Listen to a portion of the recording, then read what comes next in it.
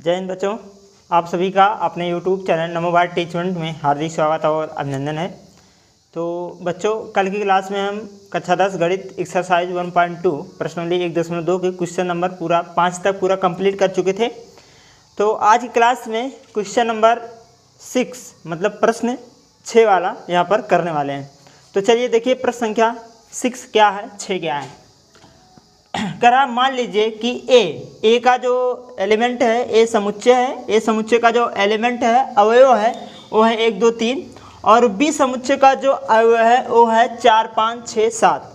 कह रहा है यह फलन है। फलन किस प्रकार के समुच्चय है? 1, 4, 2, 5 और 3, 6 है। कह रहा है ए से बी तक एक फलन है। कह रहा है ए से बी तक एक फलन है। कह रहा है सिद्ध कीजिए कि यह एकाएकी है। यहाँ पर आपको सिद्ध क्या करना है कि फलन जो है एकाएकी है, ये चीज़ यहाँ पर सिद्ध करना है। ठीक है, तो आइए बात करते हैं। सबसे पहले यहाँ पर बात करेंगे कि अगर हम एकाएकी की बात करें, देखिए हमारे पास सलूशन क्या है एकाएकी की। ठीक है, एकाएकी है कि नहीं है पहले इसको चेक करेंगे। ठीक है, चलिए एकाएकी चेक कर लेते हैं, एकाएकी है कि नहीं है। अच्छा, यहाँ पर पहले तो हम थोड़ा सा यहाँ से समुच्चय के बारे में बता देते हैं। देखिए किस प्रकार का है फलन। जैसे यहाँ पर एक तो ए समुच्चय है और यहाँ पर एक बी समुच्चय है। ठीक है, और ए से बी में क्या है फलन परिभाषित है एफ, इस प्रकार से। और ए के जो समुच्चय हैं वो है 1 2 3, 1 2 3, और बी के जो समुच्चय हैं 4 5 6 और 7। क्लियर हुई ये बात। अब हमको जो फलन परिभाषित दिया है वो क्या है? करा 1, 4, मतलब एक जो है, एक का जो प्रतिबिंब बन रहा है वो 4 में बन रहा है। एक का प्रतिबिंब 4 में है, एक संबंधित है 4 से। लिखा है 1, 4, मतलब एक फलन है 4 का। तो एक फलन किसका? 4 का। तो एक जो है 4 से, और 2 फलन है 5 का, मतलब 2 का प्रतिबिंब 5 में है, तो 2 का प्रतिबिंब 5 में। 3, 6, 3 का फलन 6 से है, मतलब 3 का फलन किससे है? 6 से है। ठीक है, ये हो गया। अब ये पूछ रहा है एकाएकी है कि नहीं है। तो ये तो बात सही है कि यह एकाएकी है। क्योंकि ए में जितने फलन हैं, ए में जितने भी फलन हैं सब एक से संबंध बनाए हैं, मतलब अद्वितीय प्रतिबिंब बनाए रखे हैं, एक एक करके प्रतिबिंब बनाए हैं। तो यहाँ पर एकाएकी होगा, मतलब जो है आन टू वन है, मतलब 1 1 आन जिसे कहते हैं। ठीक है, ये इस प्रकार का समुच्चय अवयव बना है जो एक दूसरे से केवल अद्वितीय प्रतिबिंब बना रहे हैं, अद्वितीय फलन बना रहे हैं, जो कि एक एक से संबंध रख रहे हैं, इसलिए क्या है? एकाएकी है। इसको हम डिटेल्स में बता रखे हैं, इसमें कोई दिक्कत वाली बात नहीं। अच्छा, अगर यही कहा होता कि बताइए आच्छादक है कि नहीं है, तो बताइए यहाँ पर 7 का कोई पूर्व प्रतिबिंब इसमें नहीं बन रहा है, 7 का प्रतिबिंब इसमें नहीं है, इसलिए यहाँ पर एक अवयव छूट जा रहा है। जब एक अवयव बी में छूट जाए, ये क्या है? सहप्रांत है। सहप्रांत में अगर कोई अवयव छूट जाए, उसका पूर्व प्रतिबिंब प्रांत में ना बने, ये प्रांत है, प्रांत में ना बने, तो वहाँ पर क्या होता है? आच्छादक फलन नहीं होता है। कौन सा फलन होता है? अंतःक्षेपी फलन होता है। ठीक है, तो ये बातें क्लियर हो गई है। तो यह कैसा है? एकाएकी फलन है। क्यों? क्योंकि ए के जितने एलिमेंट हैं उनका प्रतिबिंब बी वाले में एक एक करके बना रखे हैं। ठीक है, तो यही बात यहाँ पर लिखेंगे कि चलिए लिख ही लेते हैं। समुच्चय ए के प्रत्येक अवयव, समुच्चय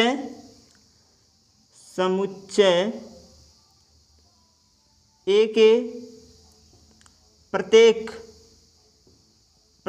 अवयव, ठीक है, मतलब जितने भी अवयव हैं, समुच्चय ए के प्रत्येक अवयव के लिए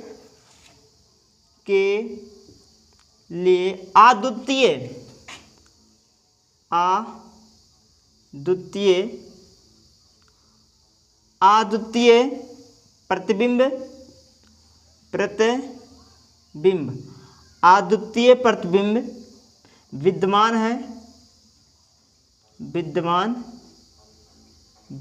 है। ठीक है, अतः फलन फलन एकाएकी है, एकाएकी है। ठीक, बस इतना ही आपको लिखना है। ठीक है, यहाँ से आप चेक कर लिए कि ए में जितने अवयव हैं सभी का प्रतिबिंब बी वाले में एक एक करके बना रहा, मतलब अद्वितीय प्रतिबिंब बना रहे हैं, इसलिए यह फलन कैसा है, एकाएकी है। अच्छा, यहीं पर आच्छादक की बात कर लेते हैं, आच्छादक।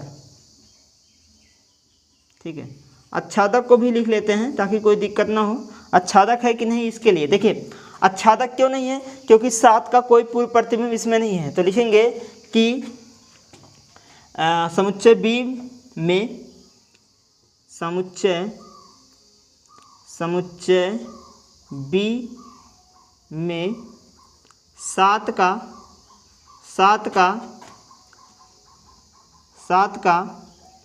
पूर्व प्रतिबिंब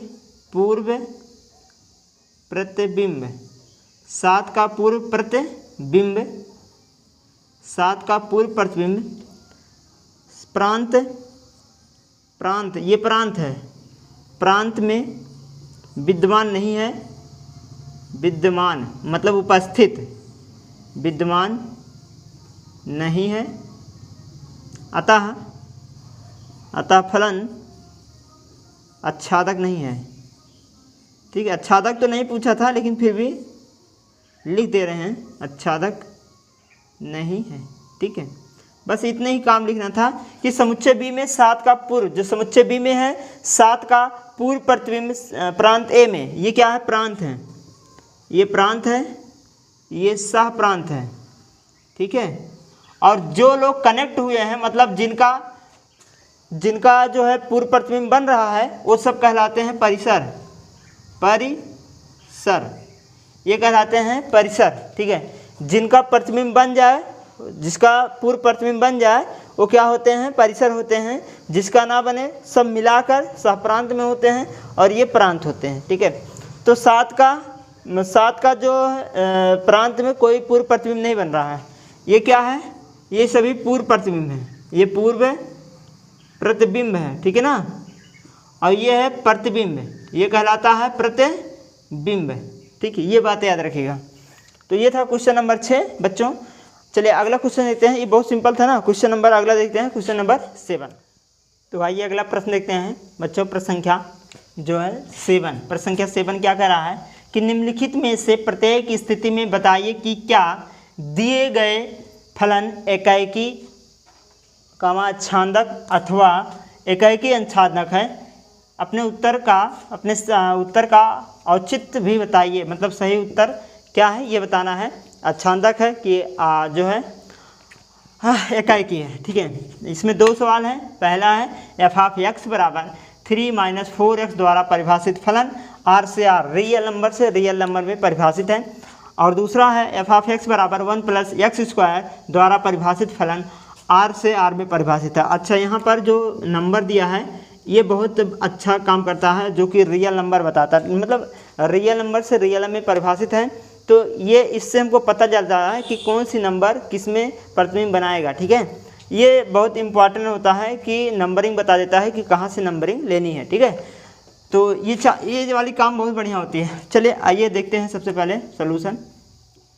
ठीक है, हल, पहले का हल देखेंगे। पहला सवाल है f(x) बराबर 3 - 4x, ये सवाल है।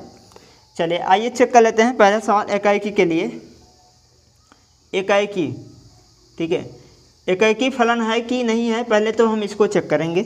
तो एकाएकी के लिए हमने यही बताया है कि माना, सबको पता होगा कि कहाँ शुरू करते हैं, माना f(x1) बराबर f(x2), यही तो हमने मानते हैं। लेकिन एक चीज़ मान लेते हैं कि जैसे हमारे पास जो फलन दिया है, ये दे रखा ना, फलन क्या दिया है, 3 - 4x। अगर यहाँ से हम f1 की वैल्यू निकालें, अगर यहाँ से हम f(x1) निकालें तो यहाँ पर भी x1 हो जाएगा। इसका मतलब इसकी जो वैल्यू आएगा वो क्या आएगा, 3 - 4x1 बराबर। क्लियर हुआ ये बात कहाँ से आ रहा है, क्योंकि हमको चाहिए f(x1), यहाँ 1 रखेंगे तो यहाँ भी 1 होगा, इसका मतलब ये f(x1) की वैल्यू आ जाएगा। अब हमको चाहिए f(x2), अगर यहाँ 2 रखेंगे तो यहाँ भी 2 होगा, तो ये हो जाएगा 3 - 4x2। क्लियर हुआ ये बात। अब यहाँ से देखिएगा 3 माइनस में है, यहाँ 3 प्लस में 3 माइनस में, जब 3 इधर आ जाएगा तो ये 3 पूरा क्या हो जाएगा, कट जाएगा, विभाजित हो जाएगा। तो यहाँ से हम लिख सकते हैं, देखो 3 को इधर ला रहे हैं तो 3 प्लस में है, 3 इधर आएगा तो -3 बन जाएगा, और माइनस में 4x1 बराबर में -4x1 इधर बच गया, x2 इधर बच गया। अब देखो -3 और +3 कैंसिल हो गया, और इधर से -4 क्या बचाएगा, -4x1 बराबर -4 x2 बचा। -4 से -4 भाग कैंसिल हो जाएगा तो x1 बराबर आ गया x2। x1 बराबर क्या आ गया, x2। जब x1 और x2 दोनों बराबर हो जाएं, जब x1 और x2 दोनों बराबर हो जाएं तो वहाँ पर क्या होता है, एकाएकी फलन होता है। तो यहाँ लिखेंगे कि अतः फलन कैसा है, एकाएकी है। अतः फलन एकाएकी है, तो फलन कैसा हुआ, एकाएकी हुआ। ठीक है, तो ये बात क्लियर हो गई होगी। अच्छा, तो आइए दूसरा चेक कर लेते हैं कि आच्छादक है कि नहीं। आच्छादक चेक कर लेते हैं, आच्छादक है कि नहीं, आच्छादक भी चेक करेंगे। तो आच्छादक के लिए कहाँ से शुरू करते हैं, सभी को पता होगा कि माना क्या मानते हैं कि माना f ऑफ x बराबर y, f ऑफ x बराबर y मानते हैं। तो f ऑफ x की वैल्यू कितना दे रखा है, 3 - 4x। तो यहाँ रखेंगे 3 - 4x बराबर y। अब हम निकालेंगे y का मान, तो x की वैल्यू निकालना है। तो जब ये उधर जाएगा तो प्लस बन जाएगा, इसका मतलब ये हो जाएगा 4x, और जब इधर ये आएगा तो माइनस हो जाएगा 3y। ठीक है, क्लियर हुआ। तो अब ये क्या हो, 4 से क्या करा सकते हैं हम, भाग करा सकते हैं सभी में, है कि नहीं। 4 से हम क्या करा सकते हैं, भाग करा सकते हैं। तो यहाँ से अगर हम वैल्यू निकालें तो x बराबर हो जाएगा 3 - y और बटे में 4। ये आ गया हमारे पास y की वैल्यू। अच्छा, यहाँ से अब हम चेक करेंगे कि क्या x बराबर का जो x का जो रियल नंबर लेंगे, क्या y में y का जो y में हम रियल नंबर लेंगे, जो y में हमने रियल नंबर मानेंगे, क्या यह x में प्रतिबिंब बनाएगा। अगर बनाएगा तो क्या होगा, तब वहाँ पर क्या बन जाएगा, आच्छादक होगा, नहीं तो नहीं होगा। जैसे एग्जाम्पल देकर बताते हैं, यहाँ पर एग्जाम्पल देख लीजिए। जैसे मान लीजिए यदि हम मान लें, जैसे मान लिया हमने, यदि y बराबर हम लेते हैं मान लीजिए 1, अगर y बराबर 1 ले लें तो बताओ x बराबर कितना हो जाएगा। तो कहोगे यहाँ y के स्थान पे 1 रखोगे तो ये हो जाएगा 2/4, मतलब 1/2। और ये किस में है, ये रियल नंबर में है। 1/2 रियल नंबर में होता है कि नहीं, होता है ना। तो इसका मतलब यह जो है, अगर हम y बराबर 1 लें तो x में इसका प्रतिबिंब 1/2 बनेगा, और 1/2 एक रियल नंबर होता है। ये बात सही है। और कोई भी उदाहरण ले सकते हैं, जैसे y बराबर हम मान लेते हैं -2 ले लेते हैं, कुछ भी ले लो, -2 ले लो, तो x बराबर क्या बनेगा, यहाँ -2 रखोगे तो -2 यहाँ रखोगे तो प्लस हो जाएगा, 5 आ जाएगा, 5/4। और 5/4 भी क्या होता है, एक रियल नंबर होता है। ठीक है, इसका मतलब ये भी रियल नंबर में बिलोंग करेगा। मतलब अगर हम y बराबर -2 ले लें तो x में प्रतिबिंब बनेगा 5/4। ठीक है, 5/4 फंक्शन बनेगा। तो ये हो गया। तो कहने का मतलब यह हुआ कि y के सभी मान के लिए x में पूर्व प्रतिबिंब विद्यमान है। y के सभी मान के लिए y का चाहे जो मान रखते जाओ, x में हमको विद्यमान प्रतिबिंब मिलेगा। क्यों, क्योंकि रियल नंबर है। रियल नंबर माइनस में होता है, प्लस में भी होता है, पूर्णांक में भी होता है, और दशमलव में भी होता है, रूट में भी होता है। इसलिए यहाँ पर सभी मान बिलोंग करेंगे। ठीक है, तो ये बात हो गई। अच्छा, तो यहाँ पर यही बात लिखेंगे कि y के प्रत्येक मान के लिए, y के प्रत्येक मान के लिए,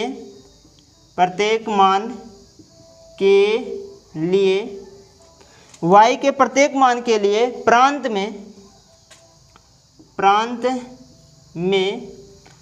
में पूर्व प्रतिबिंब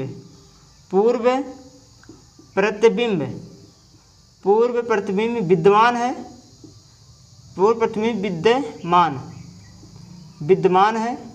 तो हमने क्या कहा कि y के प्रत्येक मान के लिए, y के जितने भी मान हैं सभी मान के लिए प्रांत में, मतलब x में पूर्व प्रतिबिंब विद्यमान है। ठीक है, अतः हम कह सकते हैं अतः फलन कैसा है, आच्छादक है, आच्छादक, अतः फलन कैसा है, आच्छादक है। बस इतना काम करना था। तो हम आशा करेंगे आप सबको बढ़िया से समझ में आ गया है ना। तो इस प्रकार से इसको सॉल्व करेंगे। तो अभी एक सवाल और है बच्चों, उसको भी देख लेते हैं। इसको मिटा दे रहे हैं क्योंकि यहाँ पर स्पेस नहीं है, ठीक है। तो इसको मिटा दे रहे हैं। बाकी अगला क्वेश्चन देखते हैं। क्वेश्चन नंबर 2 क्या है, ठीक है।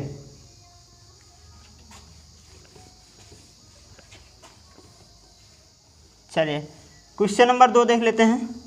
दूसरा क्या है, दूसरा यहाँ पर है, यहाँ से दूसरा देखेंगे। दूसरा वाला ये है एफ ऑफ एक्स बराबर 1 + x का स्क्वायर, ये है।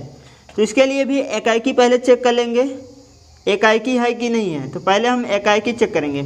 एकाएकी लिए क्या बताए हैं वहीं से काम करेंगे कि माना क्या मानते हैं कि एफ ऑफ x1 बराबर है एफ ऑफ x2 के, ठीक है।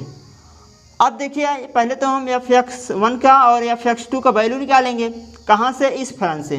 तो ये अगर यहाँ 1 रखें तो ये भी n हो जाएगा। तो एफ ऑफ x1 बराबर हो जाएगा 1 + x1 का स्क्वायर। तो यहाँ हो जाएगा 1 + x1 का स्क्वायर बराबर, ये 2 है तो यहाँ 2 रखोगे तो एफ ऑफ x2 बराबर हो जाएगा 1 + x2 का स्क्वायर, 1 + x2 का स्क्वायर। तो f1 की वैल्यू हो गया, ये f2 की वैल्यू हो गया। मतलब f1x और f(x2) की वैल्यू हो गया। दोनों की वैल्यू में यहाँ पर रख दिया। अब कहाँ होगा, अगर प्लस को एक को इधर लाएं तो 1 - 1 होगा और प्लस में x1 का स्क्वायर बराबर x2 का स्क्वायर। हमने 1 को इधर लाया तो माइनस हो गया। अब एक में से एक गया 0, इसका काम खत्म हो गया। तो आया x1 बराबर x1 का घात 2 बराबर x2 का घात 2। अब ये कंडीशन हमने बताया है। इस प्रकार के प्रश्न को कैसे हल करते हैं, वर्ग को हटाते हैं और चिन्ह में प्लस माइनस लिखेंगे। इसको बहुत बार बता चुके हैं, क्यों एक ही बार प्लस माइनस लिखते हैं, इसको भी हमने बता चुके हैं। तो ये इस प्रकार से बनेगा x1 बराबर ± x2, इस प्रकार से ये बनेगा, ठीक है।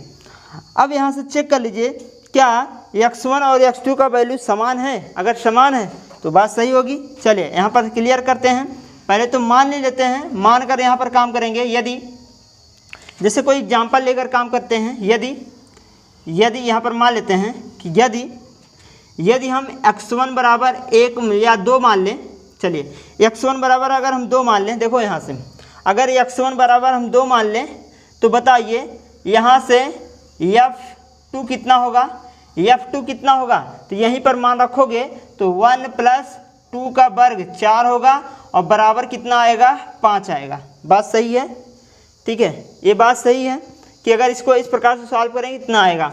अगर हम x1 बराबर -2 ले लें, सॉरी x2 अब की मान लेते हैं, ठीक है। x2 बराबर अगर -2 ले लें तो बताओ f ऑफ -2 बराबर कितना हो जाएगा, 1 + -2 का स्क्वायर। ये कहाँ से आ रहा है, ये f ऑफ x है ना, ये यहाँ पर वैल्यू दे रखा है। f ऑफ x बराबर 1 + x²। हमने क्या माना, x1 बराबर 2 मान लिया। तो यहाँ 2 रखोगे, यहाँ भी 2 रखोगे तो ये आएगा। अब की बार x2 बराबर -2 माना तो यहाँ -2 रखोगे, यहाँ -2 रखोगे तो ये आएगा, ठीक है। इसको जब हल करोगे तो ये भी आएगा, 2 का वर्ग 4, 1 5 ही आएगा। इसका कहने का मतलब ये हुआ कि 2 मान के लिए देखिए 2 अलग अलग मान है। ये प्लस था, ये माइनस था, तो दोनों मान अलग हो गए। दोनों अलग मान के लिए सेम प्रतिबिंब बन रहा है। दिख रहा होगा कि 2 अलग अलग मान के लिए एक ही प्रतिबिंब बन रहा है। इस प्रकार से बन रहा है। देखो -2 और +2 जब हमने लिया तो इसका केवल एक ही प्रतिबिंब बन रहा है, इस प्रकार से बन रहा है। तो इस प्रकार का जब 2 मान एक में प्रतिबिंब बनाए, ठीक है, मतलब किसी एक अवयव का पूर्व प्रतिबिंब 2 में बन जाए, या फिर ऐसे कह दें कि 2 प्रांत के 2 अवयवों का सह प्रांत में प्रतिबिंब एक ही में बने, तो वहाँ पर एकाएकी नहीं बल्कि बहु एकाएकी होता है। तो यहाँ पर लिखेंगे कि अतः फलन एकाएकी नहीं है, एकाएकी नहीं है। अतः फलन कैसा है, एकाएकी नहीं है। बस दोस्तों इतना ही काम यहाँ पर करना था, तो समझ में आ गया होगा। तो चलिए अगला देखते हैं। अगला हम यहाँ से शुरू करेंगे कि अच्छांदक है कि नहीं। अच्छांदक भी पूछा है, एकाएकी और अच्छांदक दोनों बतानी है। तो चलिए अच्छांदक भी देख लेते हैं, अच्छांदक है कि नहीं है। तो यहीं से लिखेंगे अच्छांदक, अच्छांदक है कि नहीं है, इसको भी चेक कर लेते हैं। तो अच्छांदक के लिए क्या मानते हैं, परिभाषा आपको पता होगा कि माना क्या मानते हैं कि एफ ऑफ एक्स बराबर वाई, और एफ ऑफ एक्स का मान हमको दे रखा है 1 + x²। तो 1 + x² बराबर वाई, तो एक्स स्क्वायर बराबर कितना हो जाएगा y - 1। तो x बराबर कितना आएगा, यहाँ से देख लेते हैं। x बराबर आएगा √y - 1, √y - 1 होगा। तो इस प्रकार से आएगा कि नहीं, प्लस माइनस के रूप में आएगा, प्लस माइनस के रूप में आएगा। ठीक है, अच्छा चलिए अब कुछ मान रख कर देखते हैं। क्या y के लिए, क्या y के सभी मान के लिए x में पूर्व प्रतिबिंब विद्यमान है? क्या y के सभी मान के लिए x में पूर्व प्रतिबिंब विद्यमान है? अगर पूर्व प्रतिबिंब विद्यमान है तो यहाँ पर जो है अच्छांदक होगा, नहीं तो नहीं। चले उदाहरण लेकर कुछ काम करते हैं। जैसे यदि हमने मान लिया, यदि ये देखिए मेन पॉइंट यही बन गया। पहले तो मान लेते हैं, यदि हम मान लें x बराबर 2, अगर हम x बराबर 2 मान लें, सॉरी y मानते हैं, ठीक है। अगर हम y बराबर 2 मान लें तो बताओ x का मान कितना आएगा, आएगा √ यहाँ 2 रखोगे तो 2 - 1 बराबर 1, मतलब कितना आएगा 1 आएगा। और 1 किस में बिलोंग करेगा, r में। तो r एक रियल नंबर है, क्लियर हुआ बात। मतलब r क्या है, एक रियल नंबर है, इसका मतलब 1, मतलब y बराबर 2 के लिए x बराबर 1 में प्रतिबिंब विद्यमान है, पूर्व प्रतिबिंब विद्यमान है। ये बात समझो, हमने जैसे y बराबर 2 रखा तो x का मान 1 आ गया, और x का मान 1 है जो कि रियल नंबर है 1, और इसका मतलब रियल नंबर से रियल नंबर में परिभाषित भी है, तो 2 भी रियल नंबर है, मतलब 2 का प्रतिबिंब 1 में बन जाएगा। तो ये तो क्लियर है बात। अच्छा अगर हम y बराबर मान लेते हैं -2 ले लें, ठीक, -2 ले लीजिए, y बराबर -2 ले लें, -2 भी तो रियल नंबर है। तो बताओ x बराबर कितना आएगा, तो यहाँ जब रखोगे यहाँ पर तो आ जाएगा -2 और -1, तो हो जाएगा √ में -3, जो कि यह रियल नंबर नहीं है। यह रियल नंबर को डिफाइन नहीं करता है, मतलब ये अपरिभाषित के रूप में लिखा जाता है, इसका कोई परिभाषित रूप नहीं होता है। तो यह जो है रियल नंबर नहीं है। अच्छा y बराबर -2 एक रियल नंबर है, तो रियल नंबर का जब हमने प्रतिबिंब बनाने की कोशिश किया x में जब y का हमने पूर्व प्रतिबिंब बनाने की कोशिश किया तो आया √ -3, जो कि यह रियल नंबर में है ही नहीं। जब रियल नंबर में है नहीं तो -2 का प्रतिबिंब नहीं बनेगा। जब -2 में प्रतिबिंब नहीं बनेगा, -2 का जब पूर्व प्रतिबिंब नहीं बन पाएगा, इसका मतलब यह अच्छांदक नहीं है। अच्छांदक क्यों नहीं है, क्योंकि सप्रांत में कोई भी एलिमेंट छूटना नहीं चाहिए, सभी एलिमेंट का पूर्व प्रतिबिंब बनना चाहिए। तो इसका पूर्व प्रतिबिंब नहीं बन रहा है, -2 का जो पूर्व प्रतिबिंब है उसका नहीं बन रहा, बन रहा क्या है √ -3, जो कि रियल नंबर में उपस्थित नहीं है। ठीक, बात यही समझिए। अच्छा और कोई उदाहरण लेकर चेक कर सकते हैं इस प्रकार से, मतलब 0 से जो जितनी छोटी संख्याएं लेंगे उन सभी का पूर्व प्रतिबिंब नहीं बन पाएगा, बड़े संख्याओं का पूर्व प्रतिबिंब बन जाएगा। जैसे अगर हम y बराबर एक बार 0 ले लेते हैं, ठीक है, अगर y बराबर 0 ले लें तो x बराबर आ जाए √0 - 1 आएगा, 0 - 1, तब भी कितना आएगा -1 आएगा, जो कि ये भी रियल नंबर में उपस्थित नहीं है, नॉट बिलोंग्स टू r में। तो यही सब कंडीशन है कि मतलब 0 से जितनी बड़ी संख्याएं हैं, मतलब अगर y का मान हम 0 से बड़ा रखें, y का मान ध्यान से रखो, देखो अगर y का मान हम 0 से बड़ा रखें तब सभी जाकर प्रांत में पूर्व प्रतिबिंब बनाएगा। ठीक है, तो यहाँ पर लिखेंगे कि 1 से बड़े, ठीक है, तो 1 से बड़े y के जितने मान हैं के लिए प्रांत में पूर्व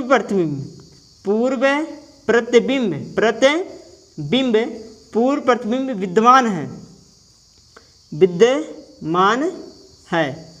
अतः ठीक है, मतलब y बराबर जो y से देखिए 1 से बड़े जितने भी y की वैल्यू रखेंगे उन सभी का प्रांत में पूर्व प्रतिबिंब विद्यमान है, लेकिन y से जो छोटी संख्याएं हैं, मतलब 1 से जितनी छोटी संख्याएं हैं y की, लेकिन 1 से जितनी छोटी संख्याएं y के लिए प्रांत में पूर्व प्रतिबिंब विद्यमान नहीं है, पूर्व प्रतिबिंब विद्यमान नहीं है, विद्यमान नहीं है। ठीक है, अतः हम कह सकते हैं अतः फलन अच्छांदक नहीं है, अतः फलन अच्छांदक नहीं है। ठीक, बस दोस्तों यही इतना काम यहाँ पर करना था। तो ये था क्वेश्चन नंबर 7 का दूसरा पार्ट, जो कि इस प्रकार से हम सॉल्व करेंगे। तो हम आशा करेंगे आपको बढ़िया से समझ में आ गया होगा। अगर नहीं आया तो कमेंट में एक बार जरूर बता दीजिएगा। ठीक है, तो ये था क्वेश्चन नंबर 7। अगला क्वेश्चन देखते हैं, क्वेश्चन नंबर 8 क्या है। तो अगला प्रश्न है बच्चों प्रश्न संख्या 8। आइए देखिए प्रश्न संख्या 8 क्या है। ये कह रहा है कि मान लीजिए कि ए तथा बी दो समुच्चय हैं, सिद्ध कीजिए कि यफ सच डैश ए क्रॉस बी इस प्रकार मतलब परिभाषित है, बी क्रॉस ए में इस प्रकार परिभाषित है कि F of A comma B बराबर है F of B comma A एक एकाएकी अंशांदी फलन है। एकाएकी अंशांदी मतलब एकाएकी है और अंशांदी भी है, कह रहा है यह फलन है, सिद्ध करना है। ठीक है, अच्छा यहाँ पर ये जो बात दे रखी है इसको हमने शुरू में ही बहुत बढ़िया से समझा रखा है। ठीक है, अगर भूल गए हैं फिर भी एक बार देख लेते हैं। जैसे इसको हम एग्जाम्पल लेकर समझाने की कोशिश करेंगे। पहले क्वेश्चन को बढ़िया से समझ लो, अभी इसको लिखाने की तरीका कैसे लिखा जाएगा उसको बताएंगे। ठीक है, तो आइए समझते हैं। जैसे हमारे पास दो समुच्चय हैं, मान लीजिए हमारे पास ए है और ए का जो ए समुच्चय का जो एलिमेंट है मान लीजिए 1 2 है। ठीक है, मान लेते हैं ए पास जो हमारे पास ए है इसके जो समुच्चय हैं क्या हैं 1 और 2 है, इस प्रकार का है। चलिए ठीक है, और एक बी है, इनका जो समुच्चय है वो है ए कामा बी, क्या है ए कामा बी है, इस प्रकार का समुच्चय है। ठीक है, तो ए का यहाँ पर एक एग्जांपल लेकर समझाने की कोशिश कर रहे हैं। अभी इस क्वेश्चन के लिखने का क्या तरीका अभी समझ में आ जाएगा। जैसे ए है 1 कामा 2, बी हमने मान लिया ए कामा बी है, दो समुच्चय हैं। अगर देखो ध्यान से, अगर हम ए क्रॉस बी निकालें, ध्यान समझिएगा, अगर हम ए क्रॉस बी निकालें जिसे कहते हैं गुणांक ना, इसको हमने बताया है मल्टीपल गुणांक ए क्रॉस बी। ए क्रॉस बी हमने बताया है कैसे निकालते हैं, पहले एक का जिसे लिखा है ए क्रॉस बी, तो एक का क्रॉस बी में कराएंगे तो वन का क्रॉस ए में कराएंगे ना, तो ए कामा ए हो जाएगा, 1 कामा ए हो जाएगा, कामा लगाएंगे। फिर 2 का बी में कराएंगे, फिर 1 का, देखिए ये समझिएगा कि 1 का पहले दोनों में करा लेंगे, 1 का दोनों में हम कराएंगे तो आ जाएगा 1 क्रॉस बी मतलब 1 कामा बी। तो 1 का क्रॉस कराएंगे ए में, फिर 1 का क्रॉस कराएंगे बी में, हो गया। अब हम 2 का क्रॉस कराएंगे 1 में, फिर 2 का क्रॉस कराएंगे बी में, तो यहाँ बनेगा कामा लगाएंगे, फिर बनेगा 2 कामा ए, फिर कामा लगाएंगे 2 कामा बी, इस प्रकार का निकलता है ए क्रॉस बी। ठीक है, अच्छा अगर हम बी क्रॉस ए लिखना चाहे तब, बी क्रॉस ए अगर लिखना चाहे तब कैसे लिखेंगे, तो बी क्रॉस ए के लिए तो बी से शुरू करेंगे, पहले 1 का दोनों में क्रॉस करवाइए तो ए कामा 1 होगा, फिर ए कामा 2 होगा, तो 1 का दोनों में हो गया, फिर बी का दोनों में कराएंगे तो ये हो जाएगा बी कामा 1 और ये हो जाएगा बी कामा 2। क्लियर हुआ ये बात क्लियर हो गई है। इस प्रकार से अच्छा यहाँ पर एक ट्रिक के द्वारा आप देख सकते हैं कि ए क्रॉस बी हमने निकाला तो 1A 1B 2A 2B आया, और जैसे हमने इसी का उल्टा किया बी क्रॉस ए किया तो वैसे वैसे ये भी बदल गया। देखो 1 2 का उल्टा 1A का उल्टा A1, 1B का उल्टा B1, 2A का उल्टा A2, 2B का उल्टा B2। क्लियर है ना। अगर आप ए क्रॉस भी लिखे हैं तो बी क्रॉस ए भी लिख सकते हैं, बस इन्हीं के एलिमेंट को उल्टे करते चले जाओ। ठीक, जैसे हमने यहाँ पर लिखा, तो ये हो गया। अब बात को समझिएगा कि ए क्रॉस बी परिभाषित है बी क्रॉस ए में। इसका कहने का क्या मतलब है कि यहाँ पर ध्यान समझिएगा कि ए क्रॉस बी जो है वो परिभाषित है, किस में परिभाषित है, बी क्रॉस ए में परिभाषित है। इस प्रकार से डिफाइन है एफ। अब ए क्रॉस बी के जितने एलिमेंट हैं देख लीजिए, ए क्रॉस बी के कितने एलिमेंट हैं, 1 कामा ए है, फिर 1 कामा बी है, फिर 2 कामा ए है, फिर 2 कामा बी है, ये है। और बी क्रॉस ए के कितने हैं, 1 कामा ए कामा 2, बी कामा 1 और बी कामा 2, इस प्रकार के हैं, इस प्रकार से डिफाइन है।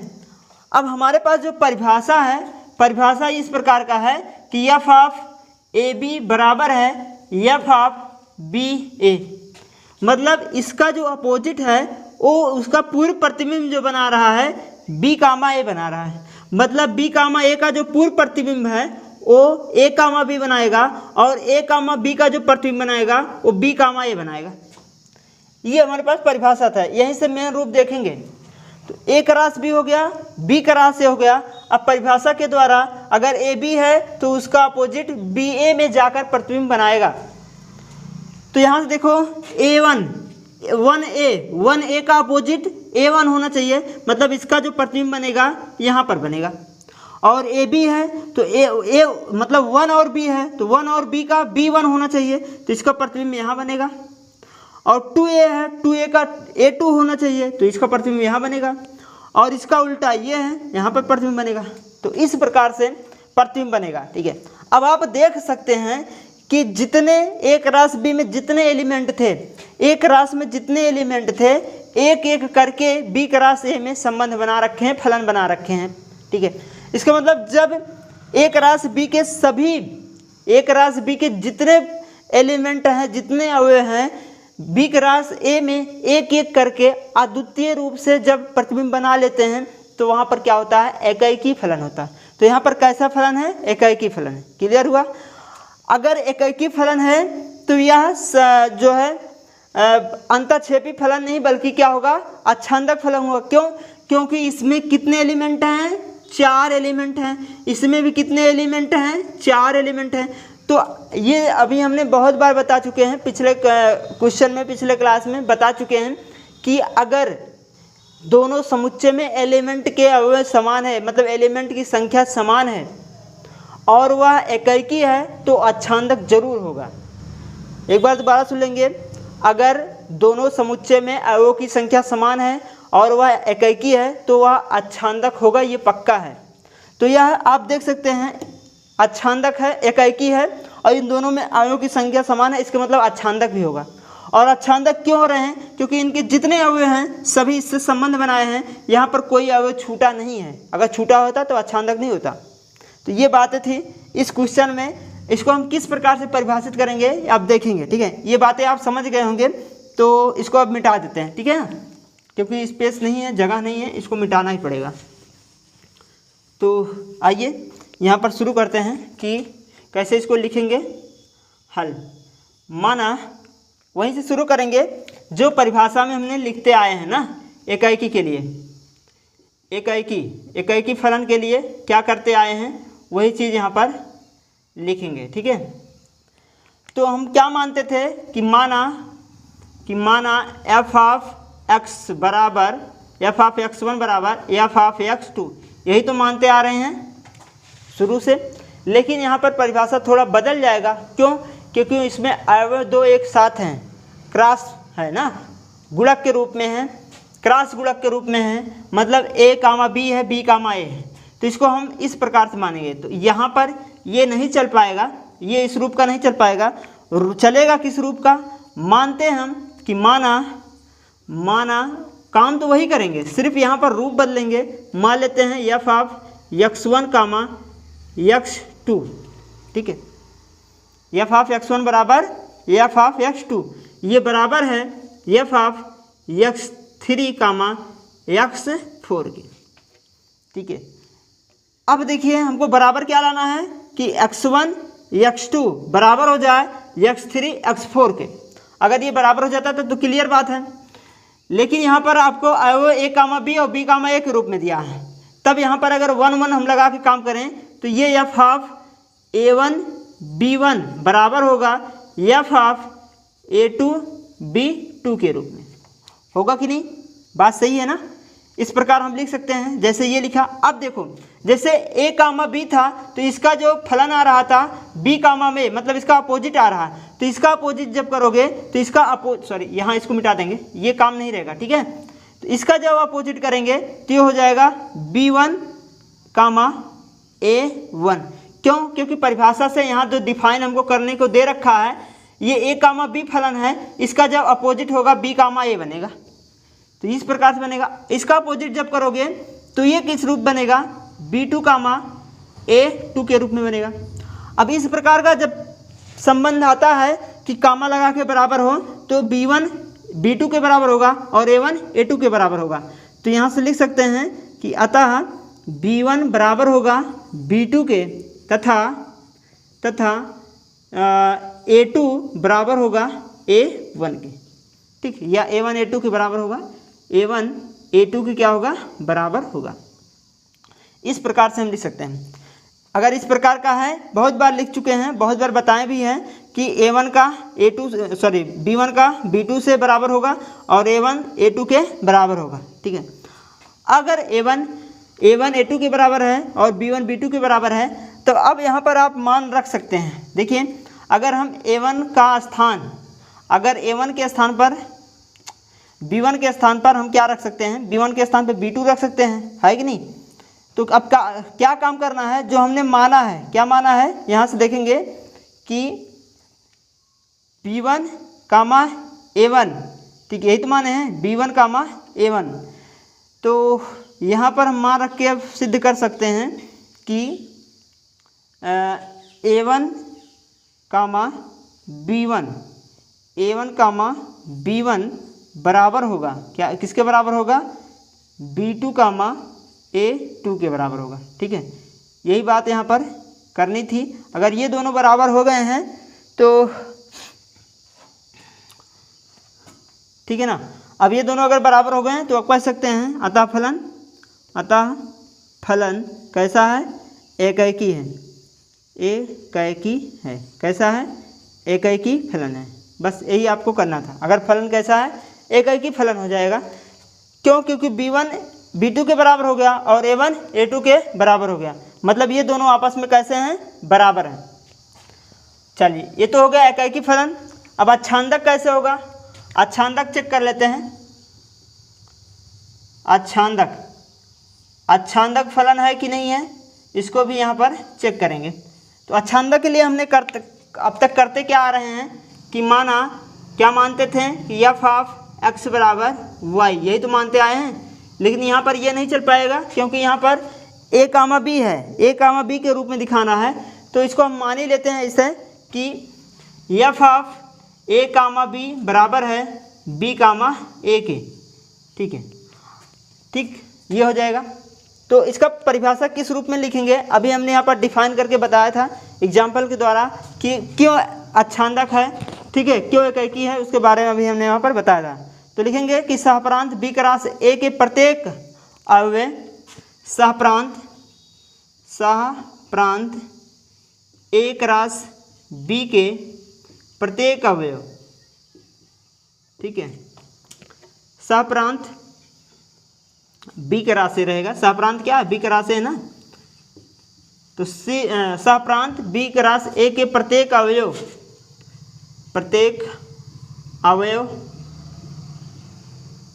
ठीक है, प्रत्येक अवयव b कामा a, प्रत्येक अवयव b कामा a का पूर्व प्रतिबिंब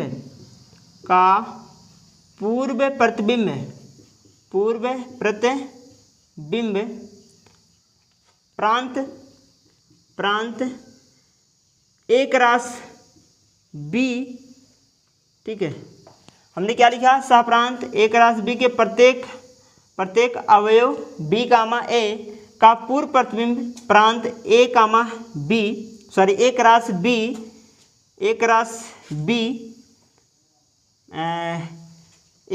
क्रॉस b में उपस्थित है, ऐसे लिख सकते हैं, में विद्यमान है। अतः फलन कैसा है, अच्छांदक है, आच्छादक फलन कैसा है, आच्छादक है।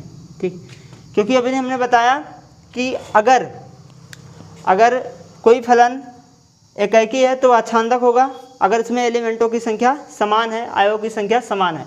तो यहाँ पर जो है ए क्रॉस बी और बी क्रॉस बी दोनों क्या है, एक दूसरे के जितने अपोजिट बनेंगे, मतलब ए बी है तो ए बी का उल्टा बी ए है, मतलब एक दूसरे के जो एलिमेंट हैं, जो अवयव हैं, उनका पूर्व प्रतिबिंब बन पा रहा है। तो यहाँ पर हमने लिखा है कि सहप्रांत बी क्रॉस ए के प्रत्येक अवयव बी कामा ए का पूर्व प्रतिबिंब प्रांत ए क्रॉस बी में विद्यमान है, अतः फलन कैसा है, आच्छादक है। ठीक, बस इतना ही काम करने की यहाँ पर ज़रूरत है, बाकी तो सब ठीक है।